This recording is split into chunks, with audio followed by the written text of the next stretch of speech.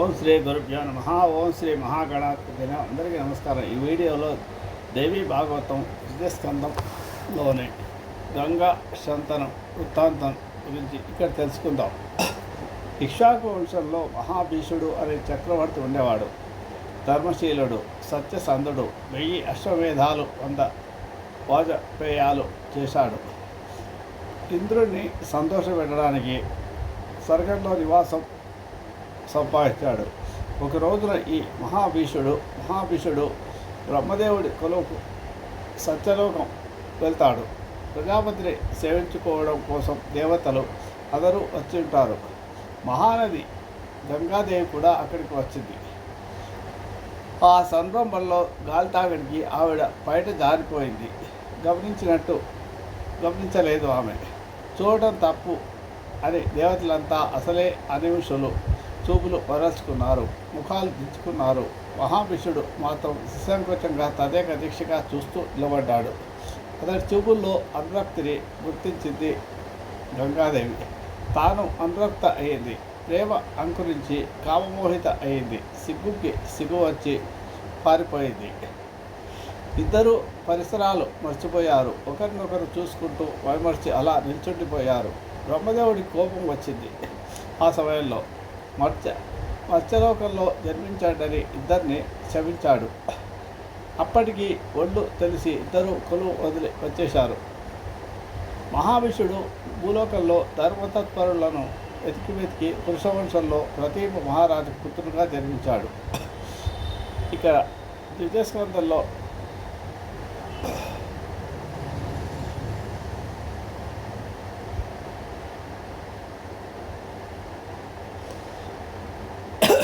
ఆ కాలంలో అష్టవసులు తమ భార్యలతో కలిసి ఆకాశంలో స్వేచ్ఛగా విహరిస్తూ వశిష్ఠుడి ఆశ్రమ ప్రాంతానికి వస్తారు. అందులో ఒక వసువు పేరు జౌ అంటే జీవు. అతడి భార్య వశిష్ఠాశ్రమంలో నందిని దేవుని చూసింది. ఇది ఎవరి ఆవు అని ప్రశ్నించింది. వశిష్ఠుల వారిది అని చెప్పే ఊరుకోకుండా జీవు దాని విశిష్టతను కూడా చెప్పాడు. ఇది దివ్య దేవును, దీని పాలు త్రాగిన వారికి దీర్ఘాయువు నిత్యయవరము సిద్ధిస్తాయన్నాడు.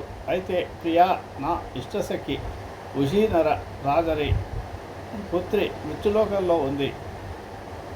ఆమె కోసం దూడతో సహా ఈ గోవును తీసుకుపోదాం.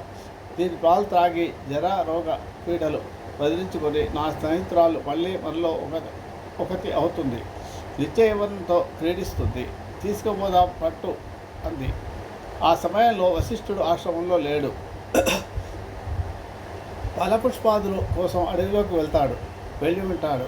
ఇదే అతను అనుకొని ఆ వసువులు 8 కలిసి ఆశ్రమంలోకి వస్తారు. జీవు ప్రోత్సాహంతో నందిని దేనువును అపహరించి తీసుకెళ్ళిపోతారు.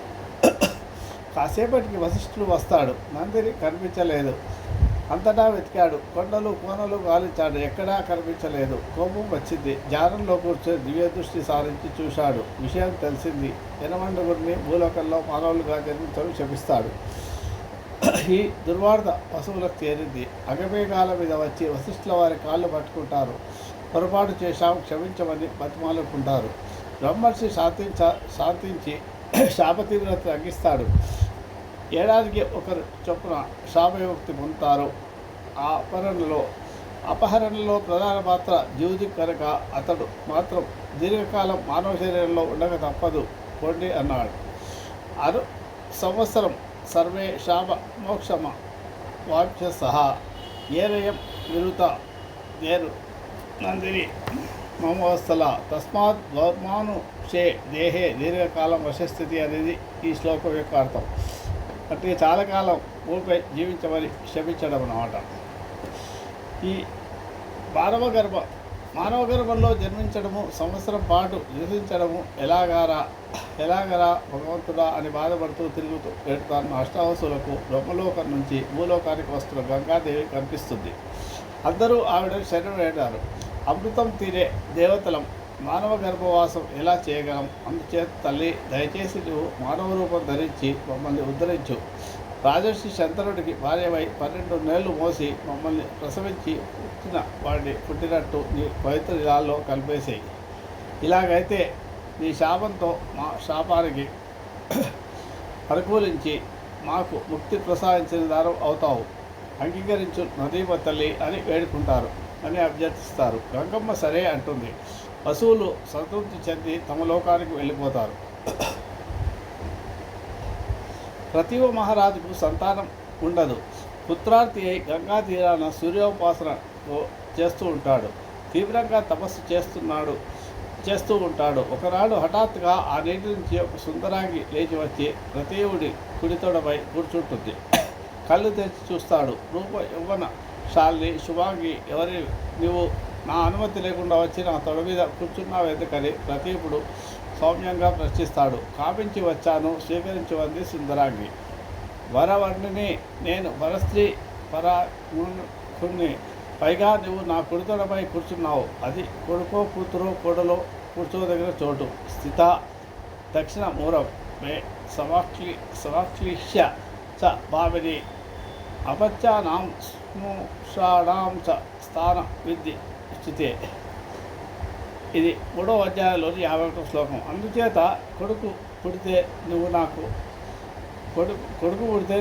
కోడలి అవుతావు, కానీ నీ పుణ్యాన అయినా నాకు కొడుకు పుడతాడు, సంశయం లేదు అన్నాడు ప్రతీపుడు. సుందరాకి సరే అంది, వెళ్ళిపోయింది. ప్రతీపుడు తపస్సు చాలించి నగరానికి చేరుకుంటాడు.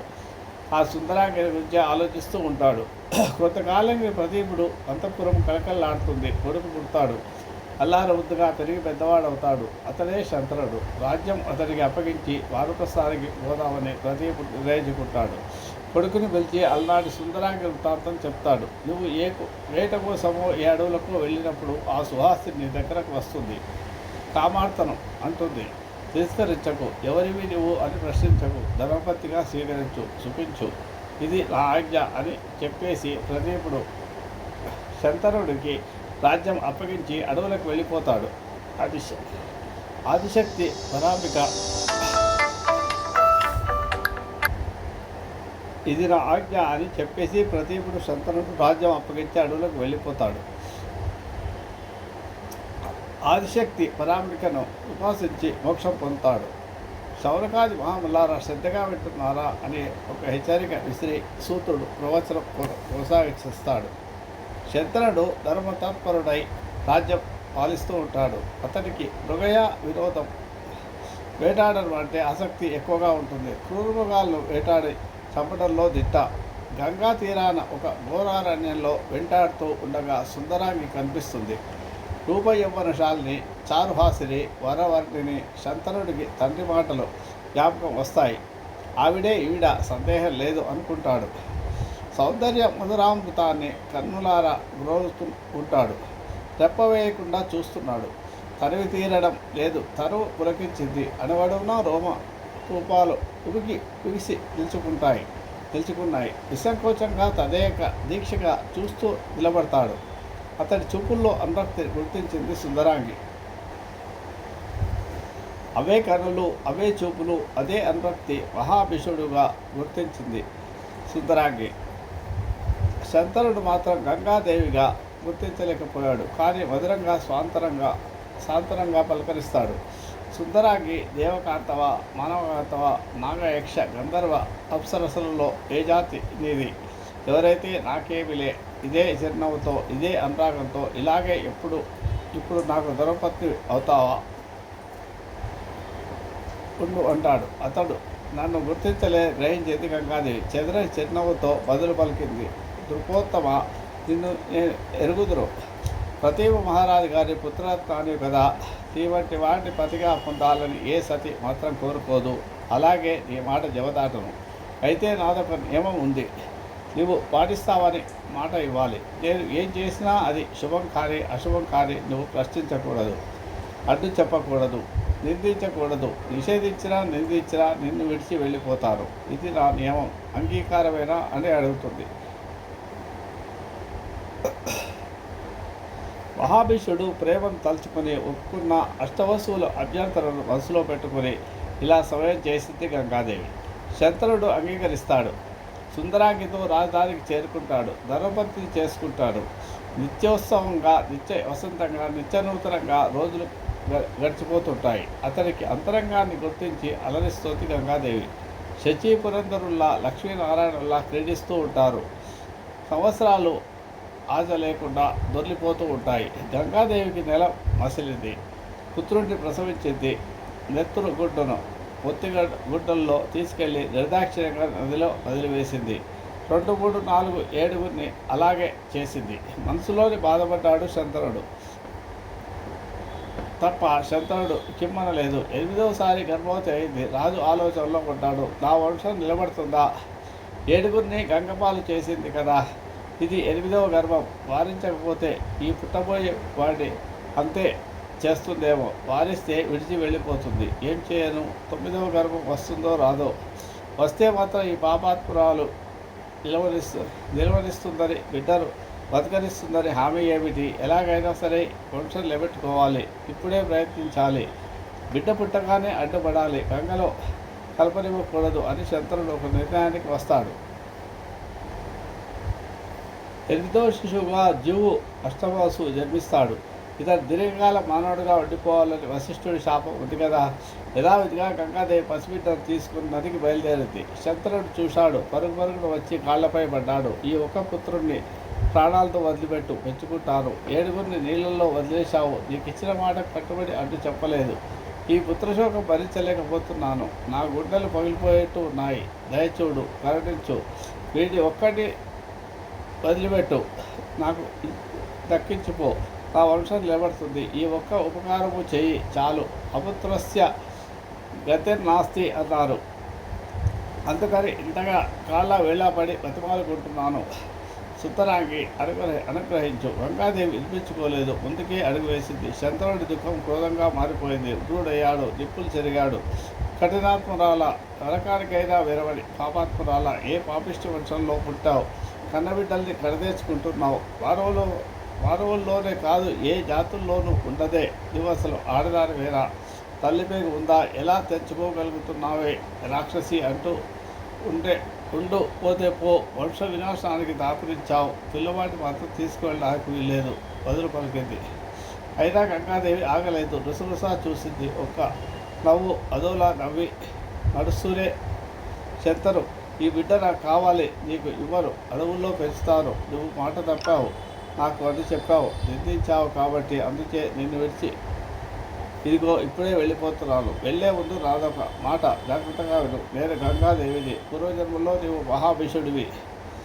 మన అనురాగవంతం అడవిలో కాదు, అల్లాడు సత్యలోకంలో నువ్వు గుర్తించలేకపోయావు. సరే, ఆ సంగతి అలా వచ్చు. అష్టవసువులు శాపానికి గురై నన్ను తల్లిగా అభ్యర్థించారు. ఆ దేవకార్యం కోసం నేను నీకు ధర్మపత్ని అయ్యాను. ఈ 7 శాపవిముక్తుల్ని చేశాను. ఈ బిడ్డడు అష్టమాసువు. వీడు దీర్ఘాయువు. తల్లి లేని బిడ్డడు బ్రతికినా ఆరోగ్యంగా ఉంటాడు. అందుచేత నేను తీసుకెళ్ళి పెంచుతాను. యువకుడయ్యాక నీకు అప్పగిస్తాను. దాస్యామి యవ్వన ప్రాప్తం పాలయిత్వా మహీపతే. నా మాతృరహిత పుత్రుడు జీవే న సుఖీ భవేత్ అనేది 4వ అధ్యాయంలోని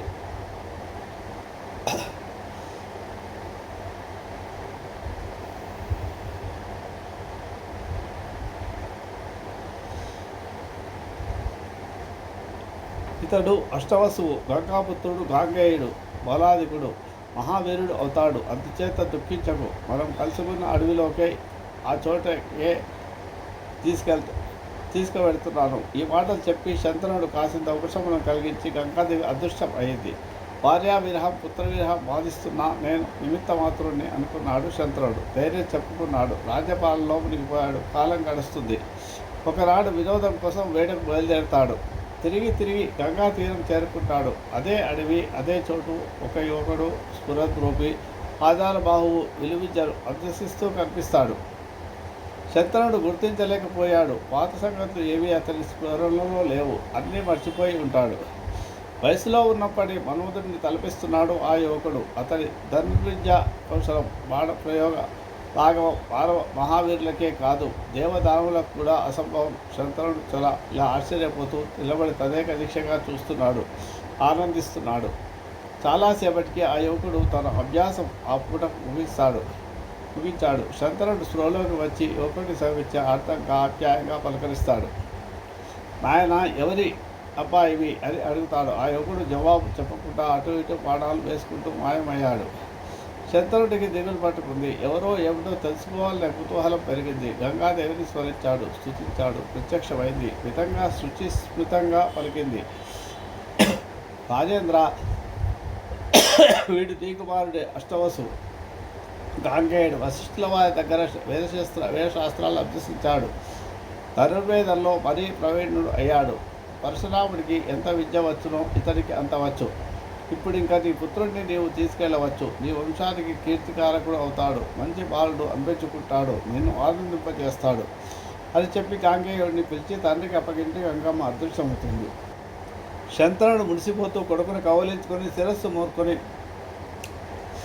రథం ఎక్కించుకొని రాజధానికి తిరిగి వస్తాడు. గజోత్సవం జరిపిస్తాడు. మంచి రోజు చూసి మంత్రి, పురోహిత, సామంత, దండనాయక, పౌర దానపదులు అందరినీ ఆహ్వానించి కొడుకును పరిచయం చేసి యవరాజ్య పట్టాభిషేకం చేస్తాడు.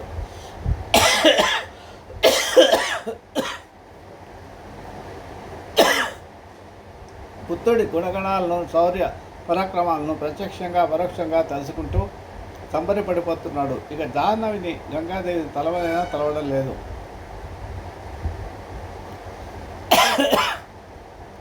శౌనకాది మహాముల్లారా, గాంగేయుడు జనం విన్నారు కదా. ఇక మహారాజు శంతనుడు దాశపుత్రి మత్స్యగతిని ఎప్పుడు వివాహం చేసుకున్నాడు, ఎలా చేసుకున్నాడు, ఈ సందేహాలకు సమాధానం మిగిలిపోయింది. చెప్పేస్తారు, వినేయండి. సరే, తర్వాత వీడియోలో యోజనగంధి శంతను వృత్తాంతం గురించి తెలుసుకుందాం.